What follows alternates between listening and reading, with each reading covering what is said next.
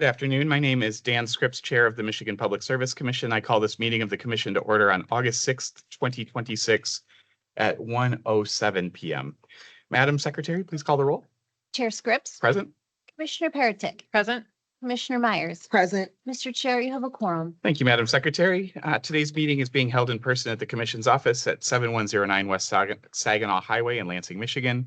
We are also hosting this meeting remotely using Microsoft Teams. Telephone relay service is available through the phone option. If you are participating via Microsoft Teams, you may also turn on the live captions by clicking on the More button at the top right of your Teams window, then clicking on Language and Speech from the drop-down menu, and finally clicking on Turn on Live Captions. As indicated in the notice for today's meeting, if we lose the remote connection, the Commission will not recess. The meeting will, however, be recorded and available for future reference on the Commission's website. In addition, the commissioners can receive comments via lara-mpsc-commissioners@michigan.gov. And for reference, this email is also included in today's meeting notice. However, for public comments pertaining to a specific case, please submit your comments to lara-mpsc-edockets@michigan.gov and include the case number if you know that. We will, of course, have an opportunity for the public to make comments as provided in the agenda. A few notes about this: comments are limited to 3 minutes and one per person. If you would like to make verbal comments, you must do so in person or remotely through Microsoft Teams or by calling into the meeting by phone. For individuals attending in person and who want to make a verbal comment, please fill out a comment card. They are available at the back table near the rear door there. For individuals participating remotely by Microsoft Teams and who want to make a verbal comment, you may click on the raise hand button at any time to be queued up for comment. For individuals participating remotely by phone and who want to make a verbal comment, you may press *5 at any time to be queued up for comment. Note that public commenters on both Microsoft Teams and the phone option are added to the same speaker queue and will be called upon in the order that they enter the speaker queue. So please do not lower your hand or press *5 again, or you'll be removed from the queue and lose your place in line. Finally, please note that the Commission will not tolerate verbal abuse or threats of any kind. If such behavior is observed, the offending party will be asked to leave and escorted out of the building. And to minimize disruptions, attendees participating by Microsoft Teams or by phone will be muted until we reach the time for public comment. The first order of business is the approval of the agenda for today's meeting. I recognize Commissioner Peretick. I move to amend the proposed agenda for today's commission meeting by removing item 4A4, case number U-21906. I second the motion. I second the motion to amend the proposed agenda. Going to get me singing again. Yes, Is there any discussion? We'll now have a vote on the motion to amend the proposed agenda. All those in favor of the motion to amend, please signify by saying aye. Aye. Aye. Any opposed? The motion carries by a unanimous vote. The motion to amend the proposed agenda is approved. I recognize Commissioner Peretick. And now I move for the approval of the amended agenda for today's commission meeting. Second the motion. Is there any discussion? We will now have a vote on the motion to approve today's amended agenda. All those in favor of the motion say aye. Aye. Aye. Aye. Any opposed? The motion carries by a unanimous vote. The agenda is approved. The next item on the agenda is the approval of the minutes from the July 16, 2026 Commission meeting. I move for the approval of the minutes from the July 16, 2026 commission meeting. I second the motion. Is there any discussion? We will now vote on the motion to approve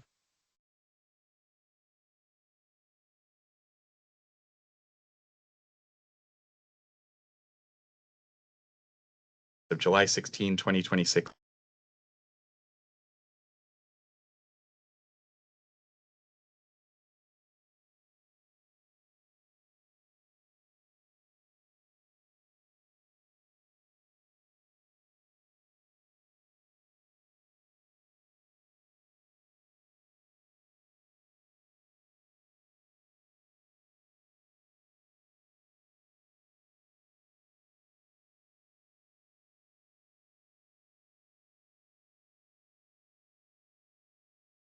minute actions on the consent agenda. All those in favor of the motion say aye. Aye. Aye. Aye. Any opposed? The motion carries by a unanimous vote. The orders and minute actions on the consent agenda are approved. I recognize Ms. Day. Item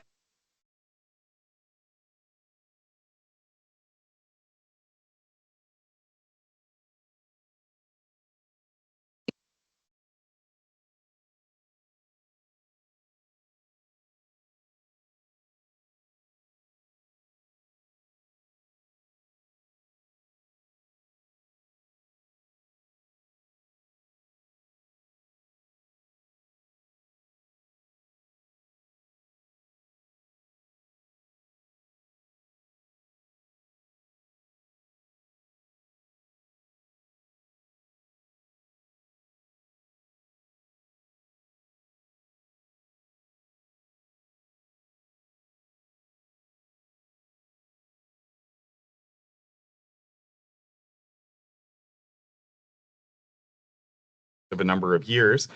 In March 2025, we expanded that focus to go beyond just reliability-based metrics. And the goal there was to consider challenges around the readiness of utility distribution grids to effectively accommodate and leverage the increasing and further anticipated growth of distributed generation, electric vehicles, and other distributed energy resources. Today's order reviews initial comments that we received as we expanded the scope of this work to include those elements, and provides a straw proposal that includes recommendations around more efficient use of the distribution grid, maximizing existing investments and supporting cost-effective additions of aggregated distributed energy resources, sometimes called virtual power plants, which aggregate distributed energy resources such as rooftop solar, batteries, managed electric vehicle charging, and smart thermostats to reduce peak grid demand. These efforts can defer or avoid the need for costly new electricity generation, as well as grid enhancements, and reduce upward pressure on customer utility rates. So if phase one was fixing the grid, the order in front of us and the straw proposal that we now seek comment on is about the future of the grid. And I want to express my appreciation for staff and their work in developing the straw proposal, as well as for the parties that provided comment in this docket, including the Association of Businesses Advocating Tariff Equity, the City of Ann Arbor, Consumers Energy, DTE Electric Company, the Ecology Center, the Environmental Law and Policy Center, the Union of Concerned Scientists, Vote Solar, the Michigan Electric and Gas Association, the Michigan Energy Innovation Business Council, and Advanced Energy United. One of the hallmarks of the work throughout this docket, both on the reliability focused and now on the reliability plus elements, has been the involvement of different perspectives has made the ultimate result stronger in my view, and ultimately more durable as well. So this provides us an opportunity to look at opportunities to save customers money while increasing the performance of the distribution grid on which we all increasingly rely. And I'm excited to hear the comments from those based on the straw proposal included in this order. Is there any additional discussion? Yeah, thank you, Chair. Very well said. And I just wanted to also highlight the opportunity to comment on this proposal that we have suggested in this docket to help tie utility earnings and financial penalties directly to customer outcomes. So as you mentioned, Chair, it covers a host of areas, including virtual power plants, non-wires alternatives, distributed energy resources, distribution system utilization, advanced metering infrastructure, and grid modernization. And we really believe that getting performance incentives and disincentives right on these topics can not only bring our grid up to modern day standards, but also lower costs to customers and keep our utilities focused on solutions that bring value to all of us. Thank you, Commissioner Peretick. Is there any additional discussion? We will now have a vote on the motion to approve the order. All those in favor of the motion say aye. Aye. Aye. Aye. Any opposed? The motion carries by a unanimous vote. The order in case number U-21400 is approved. I recognize Ms. Day. Item 4A2 is case numbers U21568 et al., which involve a matter on the Commission's own motion to implement sections 22 through 49 of Public Act 235 of 2023. The order before you grants Energy Michigan's January 6, 2026 request for a declaratory ruling, denies the request for declaratory rulings filed by Energy Michigan and Billerud Americas Corporation in case numbers U22112 and U22113 on April 29th, 2026, and opens a comment period in case number U21568 as described in this order. Thank you, Ms. Day. I move for the approval of the order in case numbers U-21568 et al. I second the motion. Is there any discussion? We will now have a vote on the motion to approve the order. All those in favor of the motion say aye. Aye. Aye. Aye. Opposed? The motion carries by a unanimous vote. The order in case numbers U-21568 et al. is approved. I recognize Ms. Day. Item 4A3 is case number U21637, which involves a matter on the Commission's own motion to investigate opportunities for improving the process by which the Commission reviews rate case applications. The order before you finds that the revenue requirement, cost of service, and rate design should continue to be decided in a single proceeding, and that this docket should be closed. I move for the approval of the order in case number U-21637. I second the motion. And just a few words on this order before we adopt it as well. We opened this docket in response to the clean energy laws that were enacted at the end of 2023. One of the pieces of those required us not later than June 1st, 2024 to open a proceeding to investigate opportunities for improving the process by which we review applications filed under Section 6A. And for all of you who don't live and breathe our statutory sections, that's the rate case section of Michigan law. And so we did that, and we looked at opportunities to consider contested settlements. We looked at the information that utilities need to share in terms of the potential for increased costs associated with their rate cases at the beginning of the proceeding and then ultimately at the end as well. How demand response resources were considered through the rate case process and opportunities to streamline that. And at the end, took a look at whether, in fact, it would be wise to separate cost of service and rate design issues from the underlying revenue requirements in the proceeding as a way to streamline and simplify the process. It was an idea worth pursuing, but ultimately the feedback that we received was overwhelmingly that it shouldn't be pursued any further. And this is a case, I think, where the commission listened to the feedback that we've received and ultimately agreed with the many parties that provided comments in this docket. So after taking a number of steps to in fact, improve the rate case process, we found that this one would not. And so I sort of highlight the fact that we're not doing anything in this order, but it's in response to a significant feedback that we receive from parties that are often parties to, or commenters that are often parties to these rate case proceedings in terms of the value of keeping them holistically considered as we look at revenue requirements, rate design, and cost of service. And so with that, I'm pleased to support the order. Is there any additional discussion? We will now have a vote on the motion to approve the order. All those in favor of the motion say aye. Aye. Aye. Aye. Any opposed? The motion carries by a unanimous vote. The order in case number U-21637 is approved. I recognize Ms. Day. Item 4A5 is case number U21958, which involves repromulgation of rules governing the obligations of providers of basic local exchange service that cease to provide service. The order before you approves the rules for submission to the Michigan Office of Administrative Hearings and Rules and the Legislative Service Bureau for formal approval. I move for the approval of the order in case number U-21958. I second the motion. Is there any discussion? We will now have a vote on the motion to approve the order. All those in favor of the motion say aye. Aye. Aye. Aye. Any opposed? The motion carries by a unanimous vote. The order in case number U-21958 is approved. I recognize Ms. Day. Item 4A6 is case number U22109, which involves an application filed by DT Electric Company for a financing order approving the securitization of qualified costs. The order before you approves a settlement agreement resolving all issues in the case and constitutes a financing order approving the application as filed. I move for the approval of the order in case number U-22109. I second the motion. And a few words about this one as well. So the order before us approves a settlement agreement tied to the securitization of qualified costs and specifically costs associated with tree trimming and vegetation management by DTE Electric, as well as the costs associated with the retirement of coal handling facilities at the utility's Bell River plant in St. Clair County as it transitions from coal to natural gas. I'd note that the importance of this order is ultimately the savings that result for customers. By using securitization to recover the remaining book values of these costs and the costs associated with tree trimming, DTE Electric's customers are projected to save $62.5 million in financing costs. And this strikes me as a place where we can save customers money by using lower cost applications, including securitization, we should absolutely do so. So I'm pleased to support the order in front of us. Is there any additional discussion? Seeing none, we will now have a vote on the motion to approve the order. All those in favor of the motion say aye. Aye. Aye. Aye. Any opposed? The motion carries by a unanimous vote, and the order in case number U-22109 is approved. I recognize Ms. Day.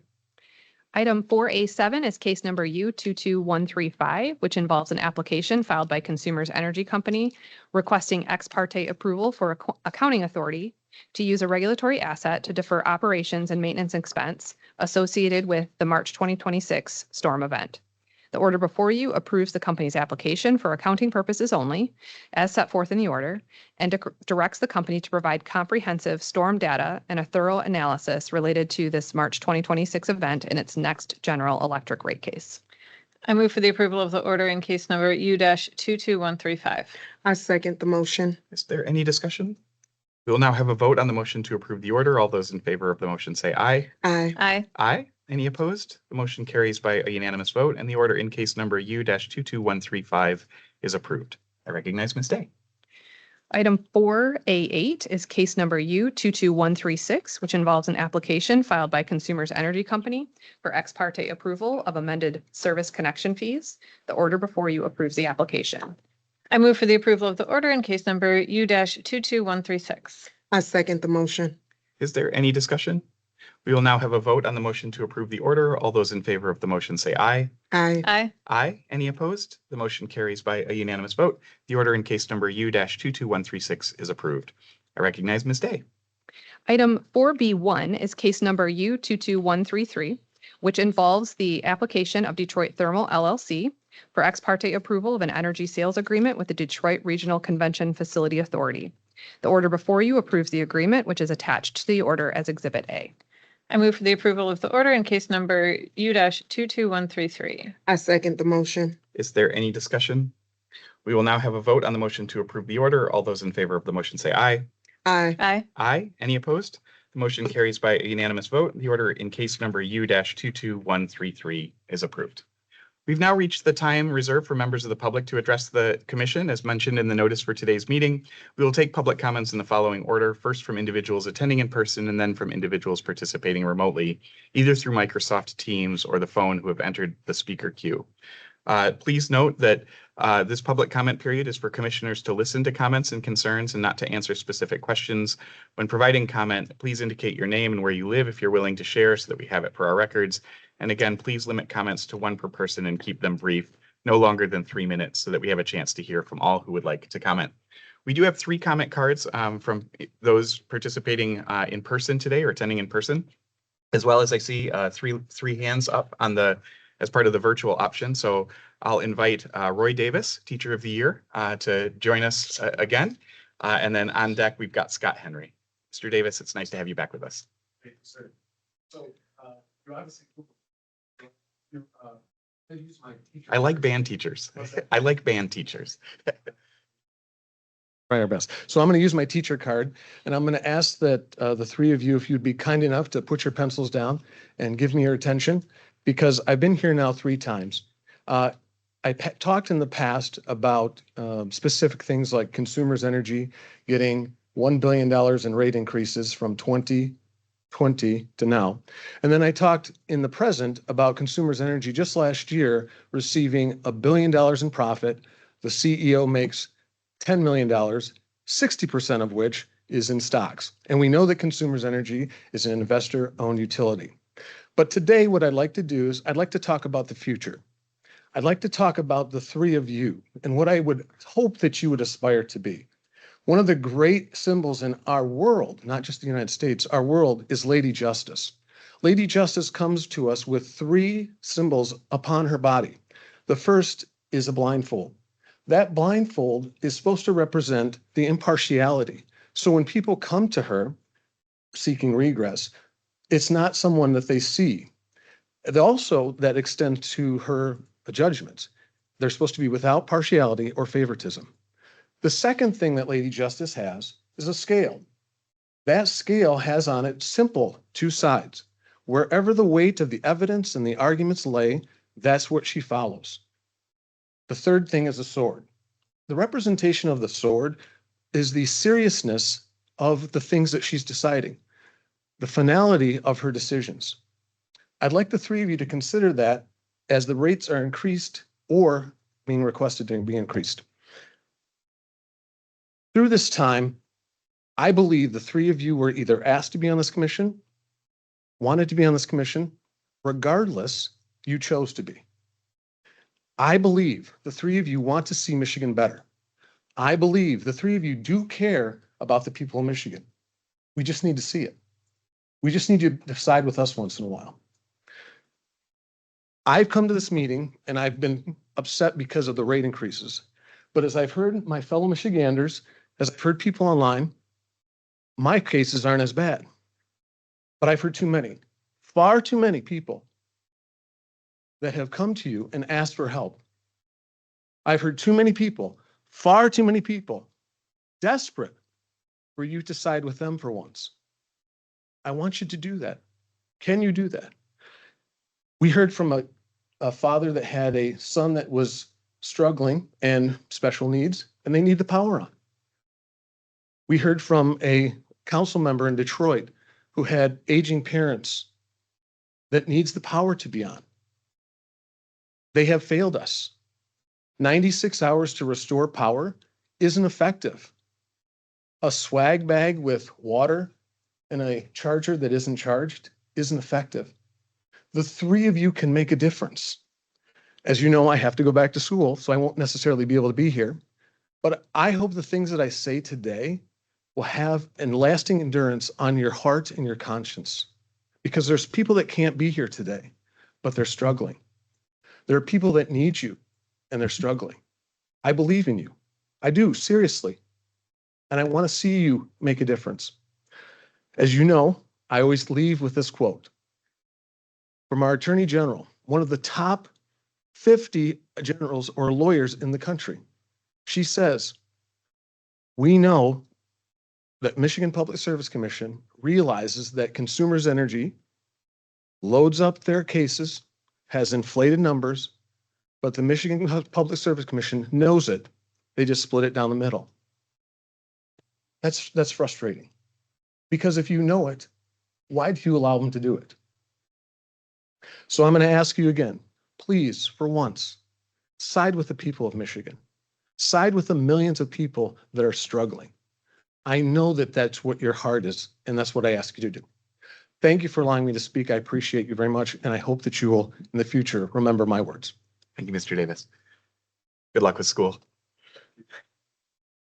Scott Henry and then James Ward.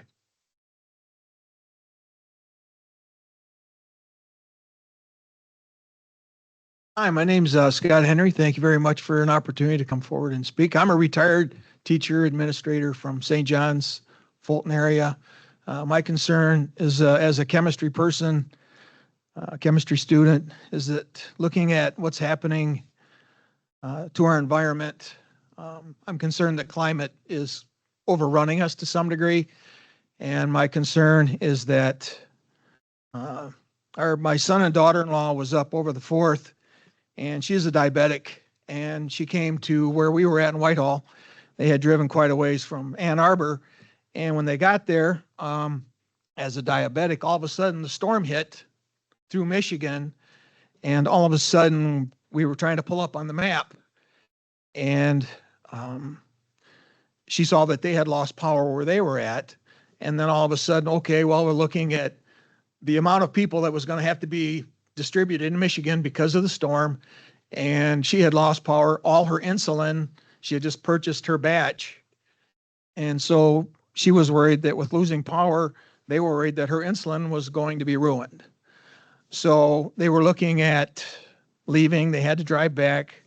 They got back, and then they were told, well, it was going to be 2 days that they were going to be without power. So she was looking for, okay, where do I take my insulin? And fortunately, her parents hadn't lost power yet. So that's a personal sob story. But my concern is that as climate continues to hit us, my concern is as these storms become more severe, fast, quick, large, is that within the framework of, we were looking at, okay, what's the distribution of the people who were going to be distributed in the state, who were going to be dispensed to put the power back on. And my concern is as these storms get bigger, they're going to get nastier. It's going to be a matter of how many people are going to be able to be distributed and how long is it going to be. My concern is, and you addressed it, I think, a little bit. My concern as a chemistry person is that where's our vision at going forward in terms of power grid? How do they come to you in terms of if they want to charge me more money? Okay, but where's the vision? Are they going to make the grid better? Are they going to be able to come up with something so that we're not going to be without power when these storms hit for long periods of time? So like my daughter-in-law, with that, the concern was not just the power was out, but how long. And you mentioned it, so I'm going to have to learn I'm trying to learn grids, power grids, because I don't see a vision anywhere. I see the rest of the world making advances with power grid. Where's ours? And does that come to you, does consumers, and do these people, if they want rate increases, they come to you with vision? we're going to make the grid better. And you mentioned it, but there's got to be a vision that it's got to be to think forward in terms of how do we build better power grids? What do we do so that power is somewhere other than just in lines? I mean, if we get a windy day where we're at, the power can go out. So they come out and trim trees. Well, if I'm going to pay for, trim the trees or whatever, I'm just asking, when these companies come to you, look for the vision. Where's the vision on the power grid? Where are they it's got to get better, and have that vision. And as a climate person, we were studying climate change with Dr. KB in 1976. It's not a hoax. It's not a joke. It's real. And that's a whole nother thing. But I just ask for a vision from you in terms of the power grid. Sounds like you're thinking about that. And there's got to be improvements made other than, we're going to come trim your trees. All right. Thank you. Thank you, Mr. Henry. James Ward.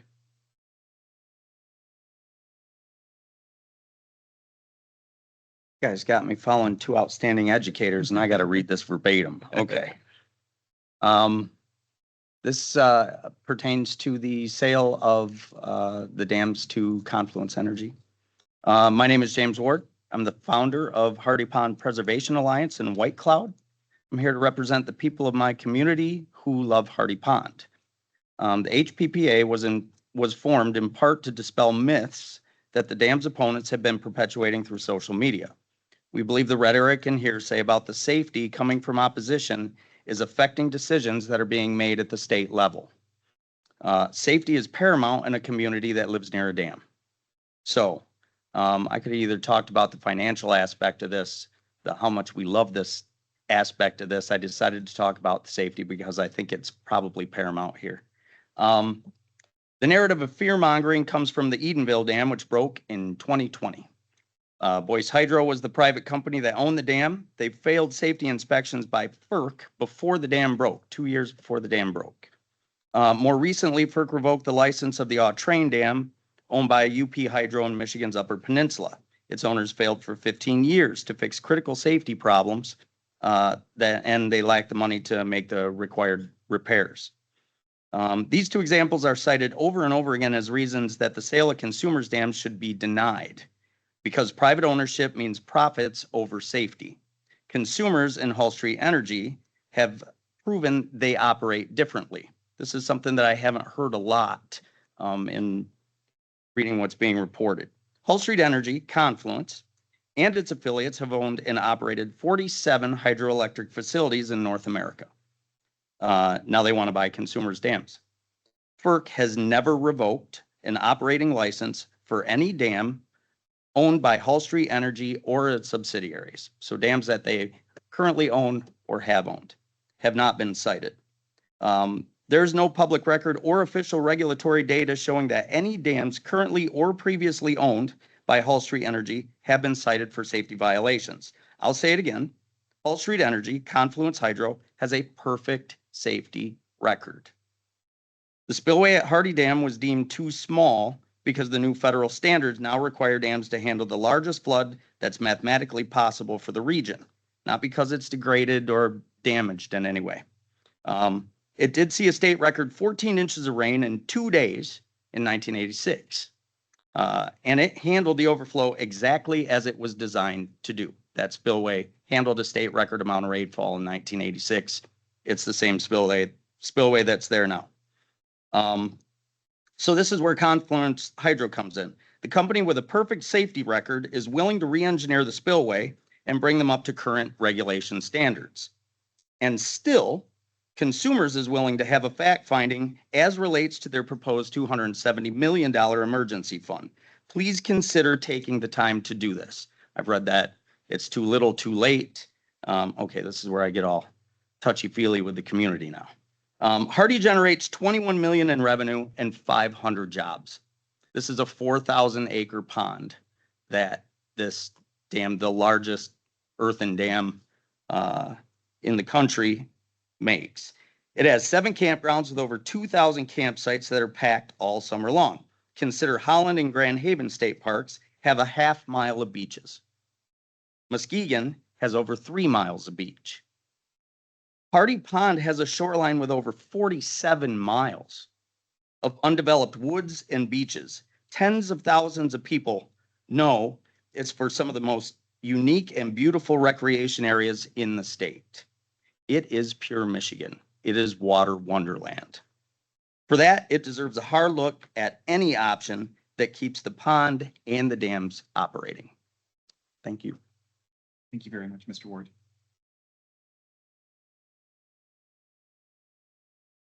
We have a number of hands online as well, and so we'll start with Jake Veith and then Michael Krejcevich. Mr. Veith, love to hear from you. All right, thank you very much. I'm working on Teams here. I'm more familiar with Zooms, but we will get through it. So thank you to the commission for allowing me time to speak to everyone and for listening to our thoughts and concerns, as community members and leaders. So my name is Jake Veith. I am the superintendent of Bear Lake Schools, as well as Calva Norman-Dixon Schools in Manistee County. And a little perspective, Calva Norman-Dixon is a very rural district covering 350 square miles, including Tippy Dam. So as we were just hearing, we're talking about the 13 hydro dams and the sale from consumers to Confluence Hydro. And I urge the commission to listen to the neighbors in our communities about this sale. If the sale is not approved, Consumers Energy has come right out and promised that to decommission all 13 of these dams. And a result, would be devastating to our communities, especially a community like mine that is very rural and, the lifeblood of the community is Tippy Dam.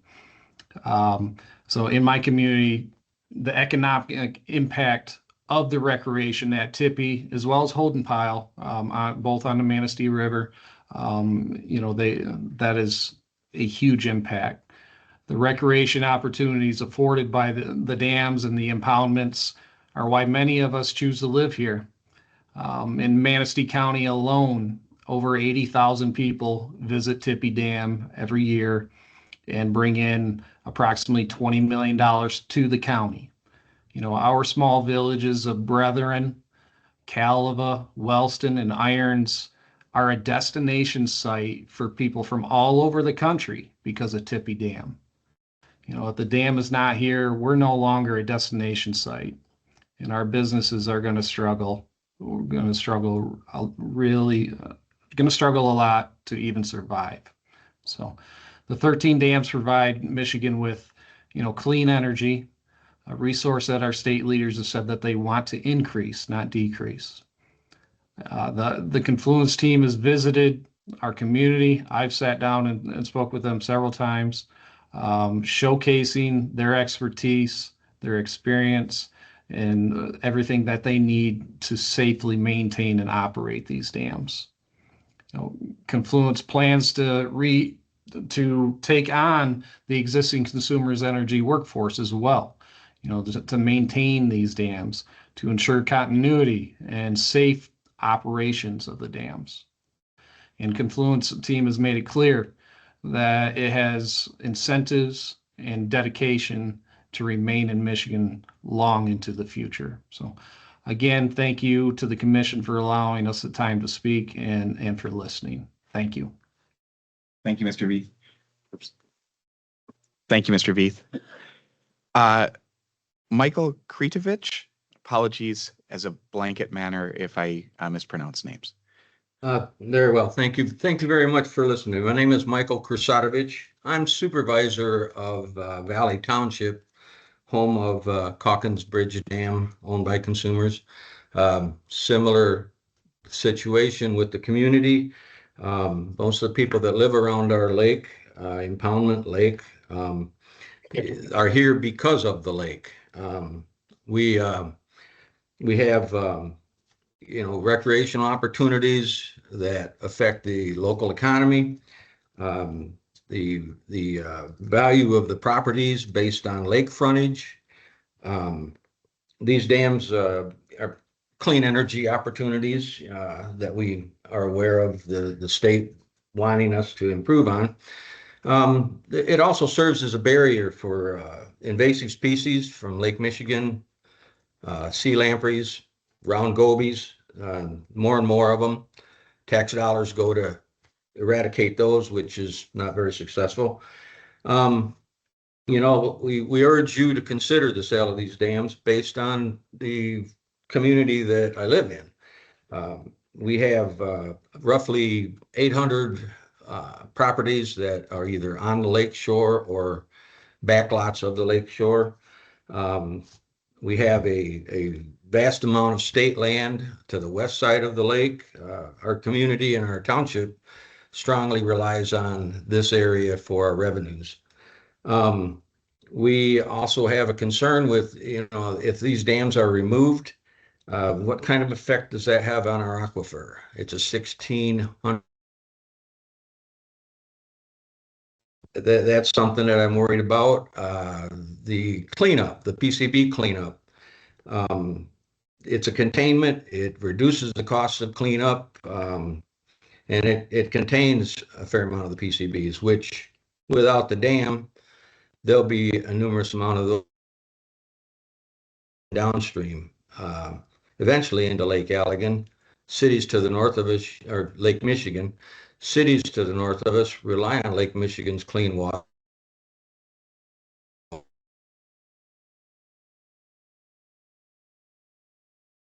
Mr. Krasavich, Yes, sir. you're breaking up a little bit. Having a Okay. little bit of it. How is that better? I think so. Okay. So, I've met with the people with Confluence. I feel confident that they're sincere in their intentions. I've witnessed the repairs and the embankment.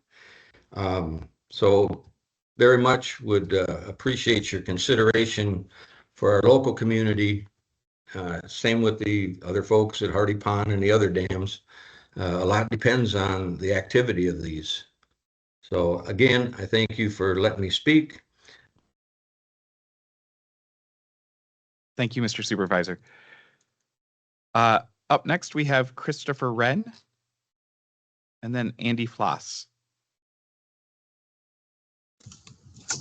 Hi, good afternoon, Commissioners. My name is Christopher Wren. I'm the Newaygo County Administrator here in the #1 county in the state, Newaygo County. Appreciate the opportunity to speak today, and obviously I'm speaking in support of the sale of the 13 Consumers dams to Confluence Energy. The dams and the embankments that they create truly are the lifeblood of Newaygo County and provide substantial economic and recreational opportunities, of which we would struggle to maintain the level of services as a government entity that we currently do if we were to lose those type of assets. Further, I think it's important to note the investments that not only Newaygo County, but other local governments have provided into these recreational backwaters and situations that the dams have created would be lost. We just recently spent almost $4 million developing a 45-mile trail around the Hardy Pond. And it would just be a shame to see that public dollar investment go for naught if the sale were to be denied and or if consumers were to move forward with decommissioning of the dams. I echo the other commenters. We have been pleased, pleasantly pleased with the information that both Consumers and Confluence has provided Newaygo County and allowed us to be included in those discussions during this process. It was a very scary process prior to Confluence coming forward, as the future looked a lot bleaker than it does today. So we're very excited about the opportunity for the future of these dams in the embankments. We fully understand both sides of the tail here, so to speak.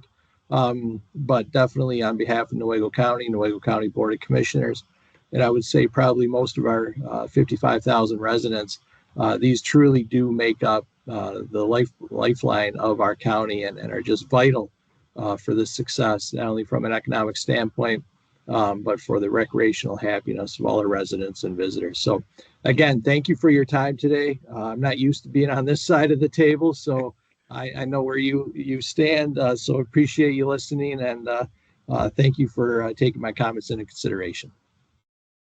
Thank you, Mr. Wren. Andy Fias is up next, and then Fred Lewis.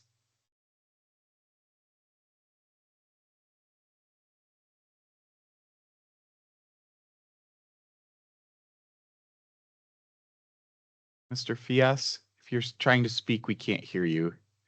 You may need to unmute yourself. There we go. Sorry about that. No, Thank you perfect. very much. My name's Andy Fias. I live in Newaygo County in Croton Township, on Croton Pond. I'm also a Croton Township trustee. I'm speaking today to urge you to the sale of the 13 hydroelectric dams that Consumers Energy owns to Confluence Hydro for the sake of Michigan's economy and the countless recreational opportunities across the state. As I mentioned, I lived on Croton Pond, and on July 11th, due to some rain delays, we had our 4th of July fireworks. And this is an event that it's just spectacular. There's thousands of boats on the pond. You could almost walk boat to boat to boat with the number of people that come out, not just residents of the pond, but our boat launches fill with people launching boats to enjoy that 4th of July fireworks. Also, I want to mention that 1/3 of our township's $200 million in taxable value comes from the water frontage afforded by these dams. The Michigan Department of Natural Resources estimates that Croton Dam and Croton Pond attracts 13,000 fishing trips to our area each year. If the MPSC rejects this sale, that could mean the removal of the dams, devastation to an entire species of several fish, and our property values and local wealth are going to diminish. I'm really impressed with Confluence Hydro. They've come and visited. We were on a community panel for well over a year leading up to this. They've demonstrated an intention to invest and maintain and safely operate these dams for the decades to come. They're the best shot we have to holding our way of life in Croton Township. The MPSC must approve this sale, and I appreciate your time today, and I appreciate your time to this matter. Thank you. Thank you, Mr. Fias. We now have Fred Lewis, Tyler Hunty.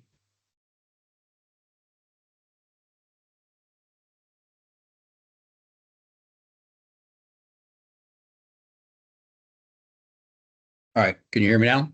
We can, yes. All right, good enough. Thank you very much.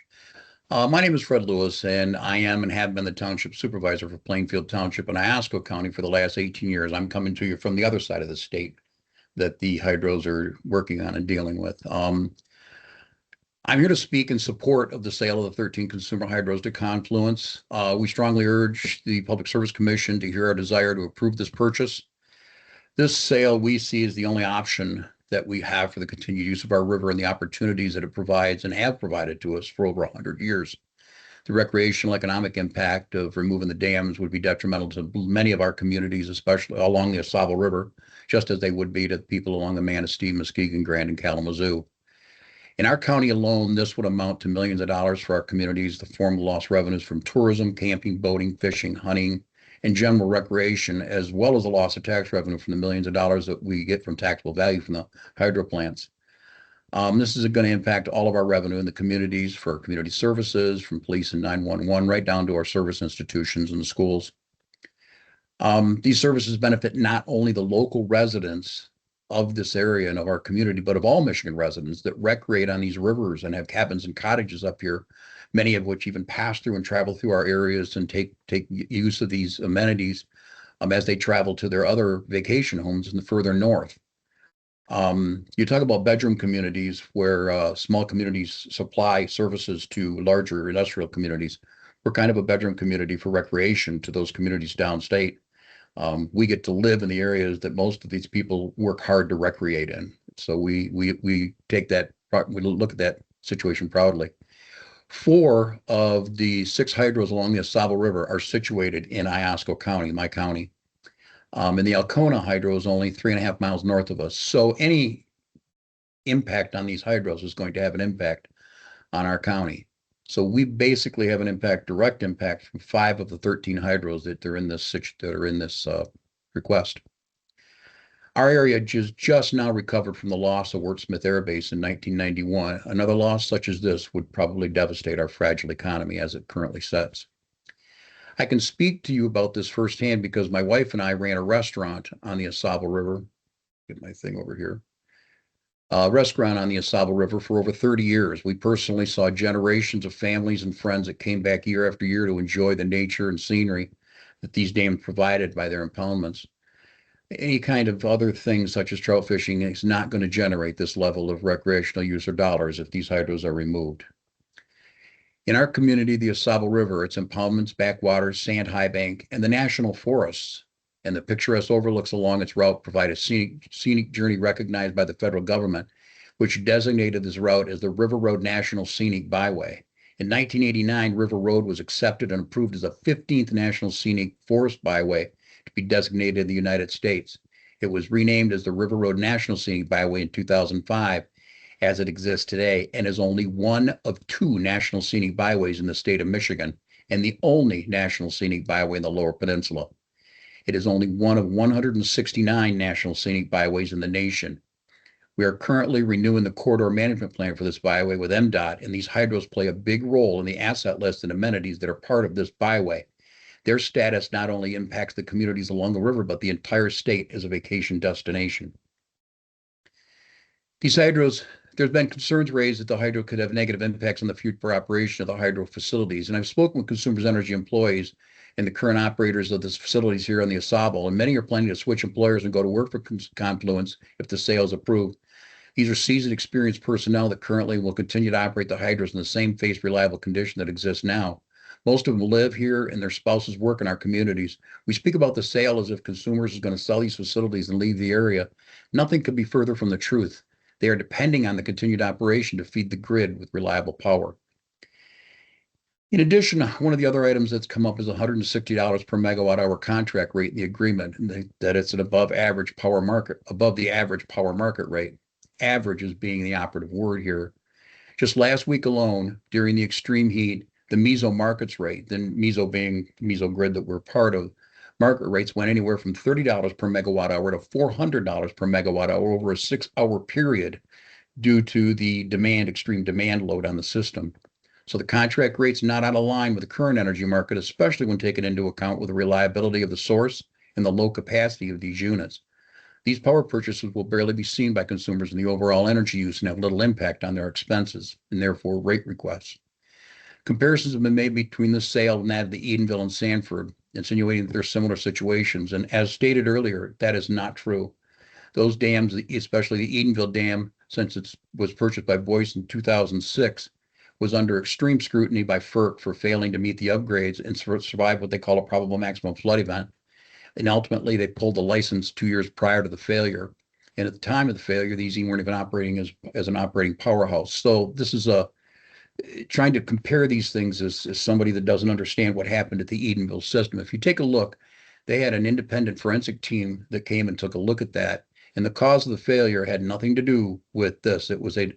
Basically, they found it could not be attributed to any one individual group or organization. They said that it was an overall system of financing, designing, constructing, operating, and evaluating is what went in 100 years of project history that went into the failure of this dam. In addition to that, there was also some substandard sand material that was used in the original dam in 1925 that was the reason for the plug failure as the Edenville site went. So that couldn't happen here. And the reason is because these dams have all passed PMF. These dams meet the FERC guidelines and are going to meet the FERC guidelines with some of the repairs that they've got to their spillways. So we don't have a situation where you're passing on hydros that are already defunct. Regardless of your decision, there'll be cost to the ratepayers to either maintain or decommission these facilities. The actual cost can vary depending on your choosing method of calculating them and method of application. Regardless, there's going to be costs, and these costs will be passed on no matter what your decision. These are safe, properly inspected, and operating hydros and should be kept as such, and a continuing source of safe, reliable, and eco-friendly power. Contrary to the wants of the conservancies and environmental concerns, continued operation will not harm environment. It doesn't now, but removing them will in ways that we cannot see, and the impacts can be felt for decades. Please listen to our concerns and wishes. We're residents that live, laugh, and love in our communities, and we want nothing but the best with which we currently have. Changing it by removing these hydros will forever alter our world and not necessarily for the best. Please approve this sale. Thank you. Thank you, Mr. Lewis. Next, we have Tyler Hunty and then Coco Sudik. Okay. Hello, everybody. Can you hear me? We can even see you. Great. Well, thank you so much for the opportunity to speak today. Since I'm speaking a little later, I'll do my best to not be repetitive of other comments, but it's honestly really hard to put into words the importance and the impact that these dams have on the communities that they're within. Personally, I was born and raised in Stanwood, which is a community that surrounds the Rogers Dam. After college, I moved to the southeast part of the state, started my career, met my wife, and then we moved back home to a house that's located on Rogers Dam, the impoundment that's created there. And in fact, my two boys that are growing up here are going to be the sixth generation of our family to call this place home. I own businesses here.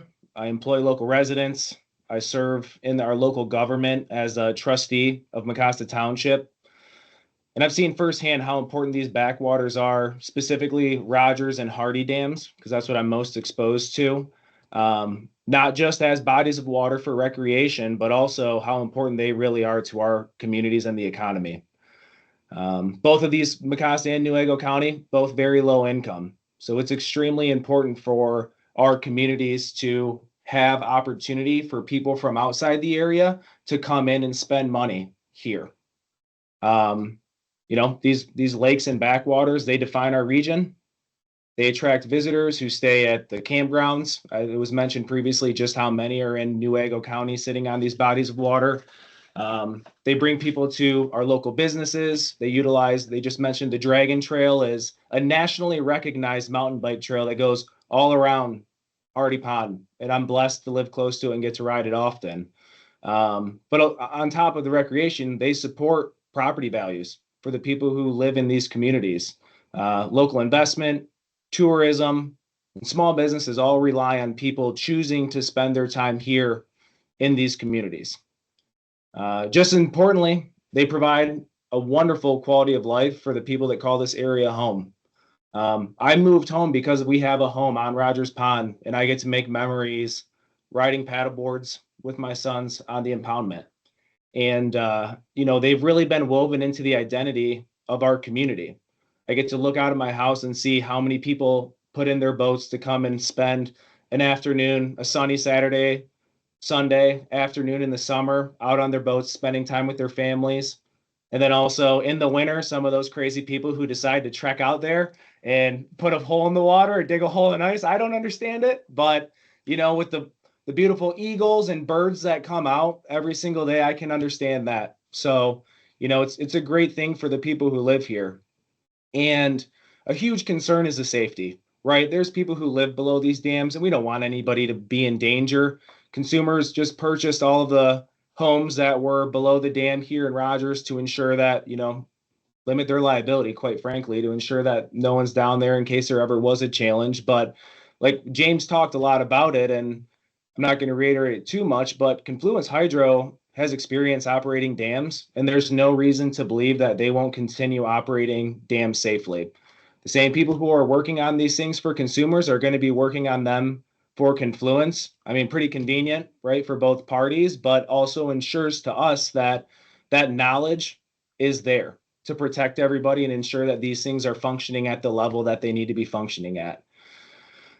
It's been 2 years of consumers coming to our communities and, sharing with us that the future of these dams is uncertain.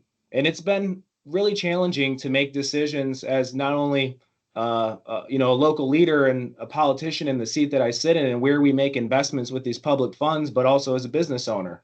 Are people going to continue to come to these areas? And do we need to start preparing for catastrophe? And I don't mean to be overwhelming with the words I'm using, but when you go to these bodies of water in the summer and you see the traffic coming in and out of the local sandwich stop, gas stations, all of these different businesses, it's incredible. I mean, these seasons keep these communities that are already very challenged alive. And the uncertainty, it's hard. And I mean, whatever direction this goes in, obviously, I want to respectfully ask the commission to approve this sale so that we have that certainty and we can continue to invest in our community. But I think all of the communities are just ready for this to be over so that we can move on and make the decisions for the betterment of everybody around us. So, thank you for your time. I don't envy the position you're in at all, trying to find the balance of this decision, but I just wanted to try and, iterate really how important it is to these small rural communities to have these assets available to us. So thank you. Thank you, Mr. Hunty. I appreciate that. Coco Sudek and then Joe Porterfield.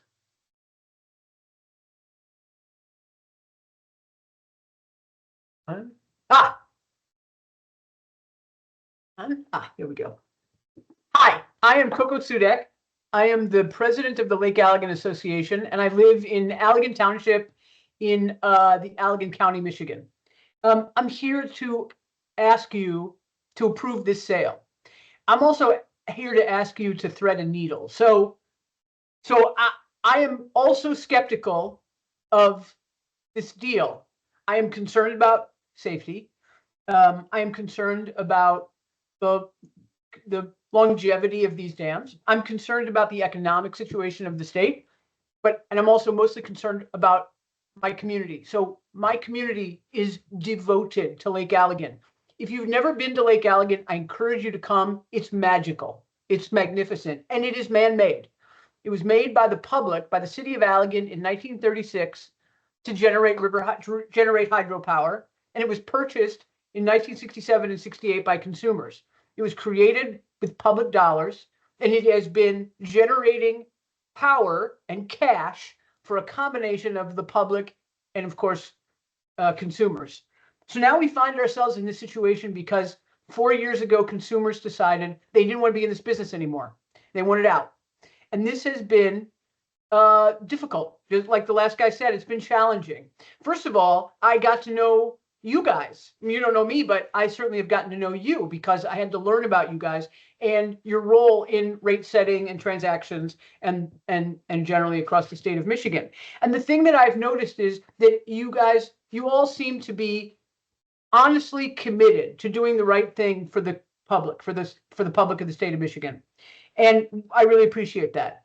And I know that this deal is a challenging one because the price for power in it is high, and Confluence's history is a little bit uncertain. Like all the others, I also have spent time with the people from Confluence, and I believe them. I believe that they are people of integrity, that they are really committed to building and operating river hydro plants. I am taking them at their word, even though they are a private equity portfolio company, that they are here to stay and they are here for the long term. One thing I know is consumers is not. They are not here for the long term. They are not here to preserve these lakes and these facilities, and they want out. And I am urging you to let them out. Now, you might have to reform the deal. You might have to adopt some of the conditions. You might have to tinker a little bit with their offer for a fund, for instance, making them pre-fund some of it rather than wait until it accrues money. You might have to make Confluence return the land to the public instead of selling it for other private interests when they're done generating power on it, as the Attorney General suggested. You might have to reform this deal. But even though it is a controversial deal, and even though there are concerns about the impoundments generally from an environmental perspective, It is a very real thing that these 13 dams create bodies of water and communities that families depend on, that families invest in, that families build their lives around. That is an inescapable fact. And it is also true that those communities provide the backbone of the tax base for so many villages around the state. And if you get rid of those, or if consumers get rid of those because they don't get their way, that is a very real economic impact. And the years and years and billions of dollars that will be wasted as consumers is decommissioning all of us also is something that really should be avoided. So I urge you to do your level best to find a way to approve this transaction, even if you have to impose some conditions, and even if you have to hold consumers a little bit to following through on its long-standing responsibilities around these dams. I am an enormous fan of the people at Confluence, and I hope that they become our landlords around the lake and that you approve this transaction. Thank you. Thank you, Ms. Sudik. And then finally, we've got Joe Porterfield. We'll let you have the last word today. Okay. Okay, can you hear me? We can. Okay, I'm Joe Porterfield. I'm the Wexford County Administrator. I know you, commissioners, thank you for allowing me to speak today. And you spoke earlier to my counterpart from Newaygo County, and I couldn't echo his statements enough, except I believe that Wexford County is probably #1 in the state. But anyway, but you know, these dams, they're critical. I've had the pleasure, I grew up in central Michigan along the Muskegon River, and I now get to live just off the river between Tippy Dam and Hodenpyle Dams in Manistee and Wexford County. I'm going to speak mostly about the Hodenpyle Dam because the reservoir for Hodenpyle Dam is in Wexford County, specifically in Springville Township, and it supports the west half of our county significantly. That dam and the FERC lands around it, Consumers Energy pays almost $500,000 in property taxes a year. Not just to the local townships, but those dollars support our local fire departments. They support our school district, things that are critical to the residents of our community, along with providing recreation to our residents. You know, if you've been to Northwest Michigan, you know, up in this area, we used to rely heavily on snowmobiling and that type of activity and ski resorts. With the transition of our winters the last few years, last year being a little better, but we don't have near the snowmobile traffic that we used to have. So it's critical that we have these, we have the businesses that we have in the summer to bring recreation into our area. We did have an economic study done that consumers paid for on our dams, and the Hodenpyle Dam alone sustains about 343 jobs, brings about $13.9 million into our local economy that wouldn't be there without that pond being there. It's just critical to the west side of our county, and I know my counterparts in other counties, they feel the same way. For the dams in their area. Confluence, I've been in meetings with them. I believe them. I trust them. They've agreed to maintain these dams. They've agreed to hire the workforce, which means we get to keep residents who have been established in our community for many years in our area. I think this is the best deal for all of us. And I urge you to, you know, consider this and consider the comments of my counterparts out there. As my friend Chris Wren mentioned, you know, we've been in your position. It's not always easy when the public's talking to it. And so I just ask that you listen and that you approve this sale. Thank you, Mr. Porterfield. And thanks to all of you for offering the comments. It's nice to hear from elected officials and supervisors and administrators and others in your positions who bring a unique perspective to this debate. With that, we will close the public comment period today. find notes. We'll see. Thank you. So please note that the public may continue to submit comments to the commissioners via email at lara-mpsc-commissioners@michigan.gov. And again, that email address is also included in the meeting notice for today.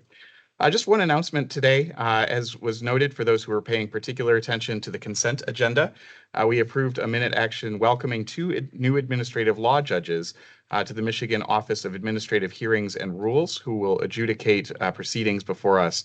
And so I'm particularly excited to welcome Judge Heather Durian and Judge Sarah Stenkati to the Michigan Office of Administrative Hearings and Rules. I don't know Judge Stenkati as well.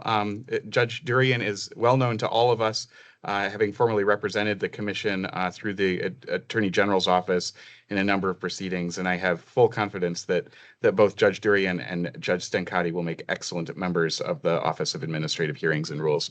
Look forward to working with both of them in their new capacities. Are there any additional comments? Okay. With that, the next regular commission meeting is scheduled for Thursday, August 27, 2026 at 1:00 p.m. Is there a motion to adjourn? I move to adjourn today's meeting. I second the motion. We will now have a vote on the motion to adjourn the meeting. All those in favor say aye. Aye. Aye. Aye. Any opposed? The motion carries by a unanimous vote. The meeting is adjourned. Thanks, everybody.